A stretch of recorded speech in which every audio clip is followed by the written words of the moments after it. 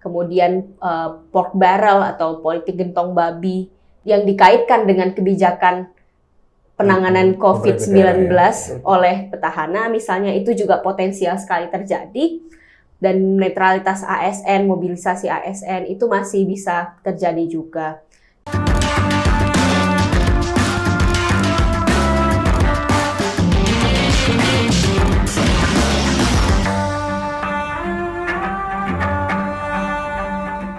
Ketemu lagi dengan saya, Bang Vijay, dalam Ruang Bedah Kasus. Kali ini, Bedah Kasus punya format yang berbeda. Kita akan mendiskusikan isu-isu kekinian dengan aktor-aktor yang berbeda. Nah, kali ini, Bang Vijay punya beberapa teman yang akan membantu kita mendiskusikan, membedah kasus hukum kekinian untuk kemudian memudahkan bagi kita semuanya untuk melihat bagaimana kasus-kasus hukum itu bisa diselesaikan.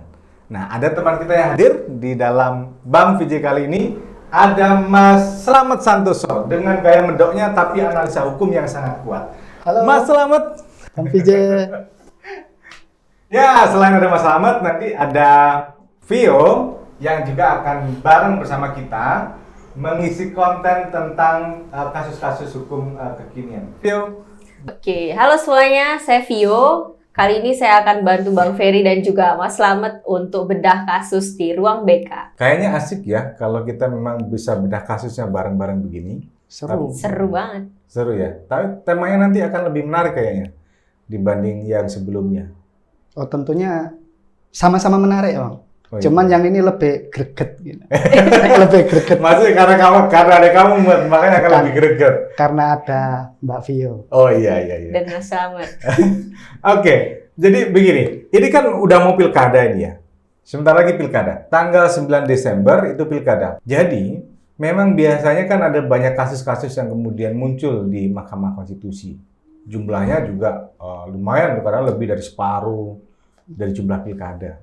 Nah, karena itu kayaknya kita mesti memberikan catatan yang menarik untuk teman-teman Ruang BK, sehingga nanti kita bisa juga memberikan analisa bagaimana potensi-potensi yang akan muncul begitu.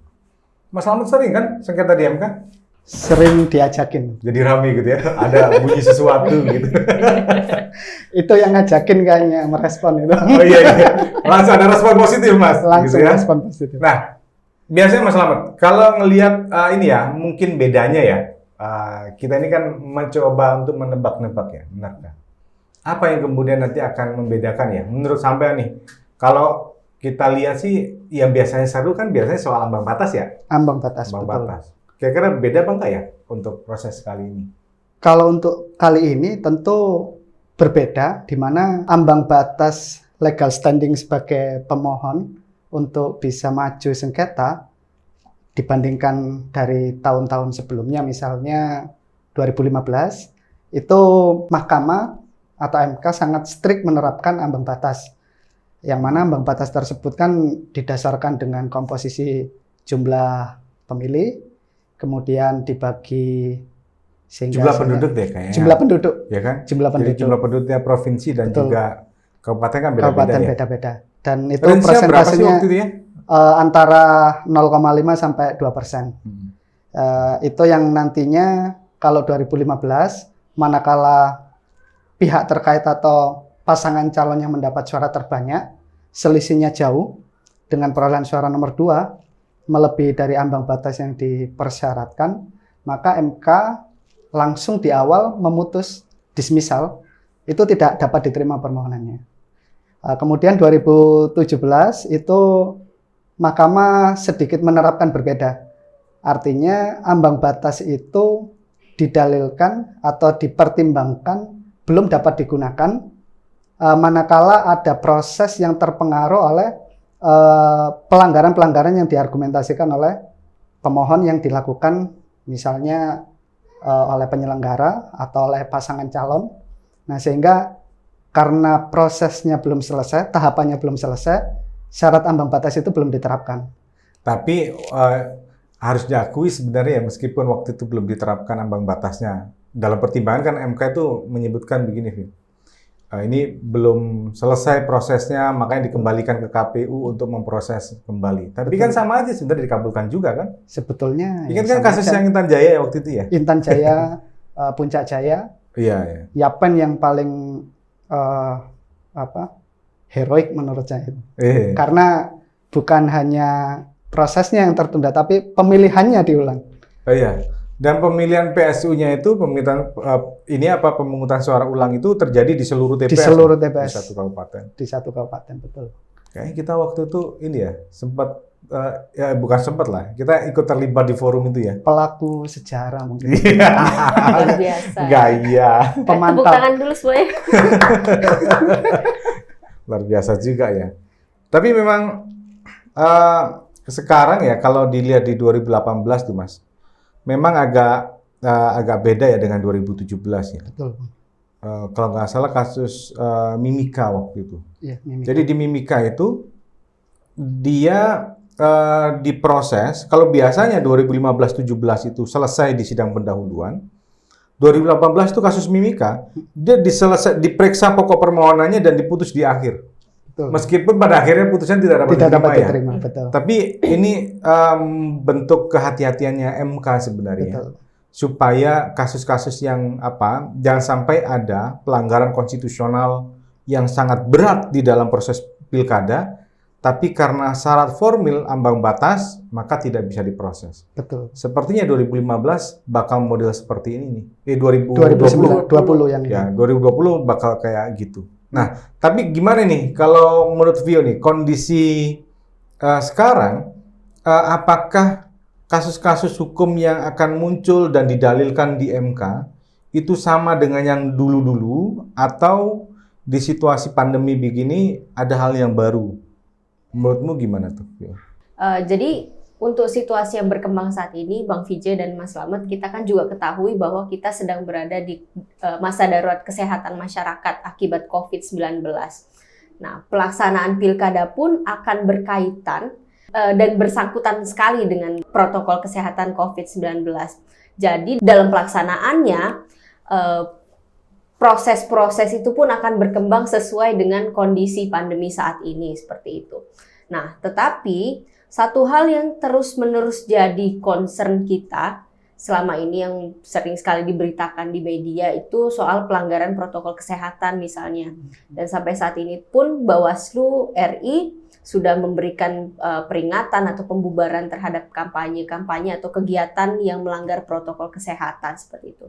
Tetapi kita harus melihat prosesi pilkada ini jauh lebih luas dan lebih dalam lagi, bukan hanya pelanggaran protokol kesehatan. Tetapi pelanggaran-pelanggaran yang pernah terjadi seperti di pilkada-pilkada sebelumnya itu masih potensial terjadi dengan perubahan dan perkembangan yang menyesuaikan dengan COVID-19. Misalnya money politics itu masih mungkin sekali terjadi, kemudian pork barrel atau politik gentong babi yang dikaitkan dengan kebijakan penanganan COVID-19 oleh petahana misalnya, itu juga potensial sekali terjadi. Dan netralitas ASN, mobilisasi ASN itu masih bisa terjadi juga. Jadi pelanggaran-pelanggaran itu masih mirip dengan apa yang pernah terjadi di pilkada sebelumnya, hanya saja akan dibalut dengan kondisi pandemi 19 saat ini. Inovasinya pasti muncul sendiri ya. Iya. Orang kan bikin kecurangan aja punya inovasi sendiri loh. Inovasi Betul. meningkat, pengawasan melemah. Nah, betul. Cocok itu. Kalau bicara pengawasan kan tentu nanti lebih luas ya. Jadi pengawasan masyarakat, jadi dengan ada pembatasan juga akan berkurang ya. Betul. Tapi aku setuju sih memang para kandidat menjelang proses pemungutan dan pasca pemungutan ini, kalau akan maju ke Mahkamah Konstitusi, itu harus melihat persoalannya lebih luas lagi. Tapi bagi kita yang biasa ke MK melihat proses pilkada, alurnya itu hampir sama kayak menurutku. Polanya tetap Pola-polanya itu sama. Tetap sama. Jadi yang tadi dibilang Vio ya, kecurangan terkait dengan money politik, pork barrel. Jadi kalau bagi petahana, apalagi sekarang ada Satgas dan sebagainya, mungkin itu akan ditumpangi dan sebagainya. Jadi pola-pola penyimpangan seperti itu sangat mungkin akan tetap muncul di situasi yang begini ini. Hanya saja memang kalau di MK itu dia kan tetap patokannya dia mempengaruhi hasil pemilu atau tidak. Hasil itu kan bukan hanya angka-angka saja loh. Setuju. Tapi dia melihat apakah dalam proses bermasalah atau tidak yang menyebabkan nanti ini menggeser posisi keterpilihan dan sebagainya. Nah itu situasinya juga akan seperti itu. Benar nggak, Mas? Setuju saya itu, Bang. Sepakat, Mas. Dan satu hal lagi yang perlu diantisipasi itu seperti yang disampaikan Mas Slamet tadi adalah soal pengawasan. Kita ketahui juga selama pandemi COVID kan kita mesti jaga jarak, hindari kerumunan. Nah, Kita sudah jaga jarak kan? Nanti bisa jangan diawasi dong, jaga Iya. jarak kan. Bisa seperti itu, bisa ada potensi yang terjadi seperti itu di TPS yang bisa jadi merugikan si pasangan calon karena tidak adanya pengawasan yang memadai, khususnya dari publik seperti itu. Karena di satu sisi kita harus jaga jarak, harus taat protokol kesehatan dan tidak boleh berkerumun. Tapi di sisi lain juga ada pilkada yang memang harus selalu diawasi prosesnya. Dan ini yang sangat perlu diantisipasi oleh masyarakat dan juga oleh pasangan calon. Yang lain yang baru itu soal ini, soal Sirekap. Sirekap. Ya. Jadi pengawasan itu juga bisa berdampak, tapi di lain hal itu ada namanya Sirekap. Kan memang waktu RDP KPU, Bawaslu dan Kementerian Dalam Negeri kan disepakati itu bukan sebagai hasil resmi. Gitu ya. Tapi perkembangannya KPU tetap menggunakan sistem itu loh. Gitu. Jadi sistem ini kan nanti begitu proses selesai, proses rekapitulasi semuanya itu dilakukan secara online oleh KPU. Nanti ada sistemnya, jadi rekapnya secara elektronik begitu. Setelah itu nanti ada barcode dan sebagainya. Nanti rekap di kecamatan, kabupaten, provinsi itu ada proses rekapitulasi secara elektronik. Nah ini yang menurutku bisa menjadi peluang dan tantangan baru dalam proses ini. Kan bagaimana misalnya pengawasan terhadap sistem elektroniknya? Betul. Baik oleh masyarakat, baik oleh pengawas pemilu, baik oleh kandidat. Nah, tapi di sisi yang lain, sebenarnya kalau kita lihat kasus-kasus di MK ya, kita tuh kadang-kadang kalau di wilayah-wilayah tertentu pengawasannya minim, itu paling susah dapat data loh. Oh, Betul. betul. Data itu yang paling susah itu. Misalnya data C1, hasil rekap gitu ya. Nah, dengan sistem ini, kita akan lebih mudah untuk mengidentifikasi hasil pemilunya. Dan itu bisa menjadi bukti nanti di Mahkamah Konstitusi dalam proses perselisihan hasil. Karena kadang-kadang kandidat itu dia nggak punya data. Betul. Karena kita nyariin ya, Mas Slamet ya? Nyariin banget itu. Datang cuma bawa selembar SK, Ya. tidak ada C1-nya. SK penetapan hasil, betul. Cuma itu aja modal untuk bersengketa. Padahal kan butuh dokumen-dokumen pendukung. Tentu dengan misalnya adanya Sirekap, agak dilematis juga sebetulnya, Bang. Di satu sisi untuk keterbukaan informasi misalnya dan pengawasan, khususnya plano ya, Bang. Ya, Itu yang harus misalnya dipastikan sejauh mana keakuratan citra gambar yang diambil itu dari sisi visualisasinya, akurasi, kemudian standar ini diakui atau enggak misalnya.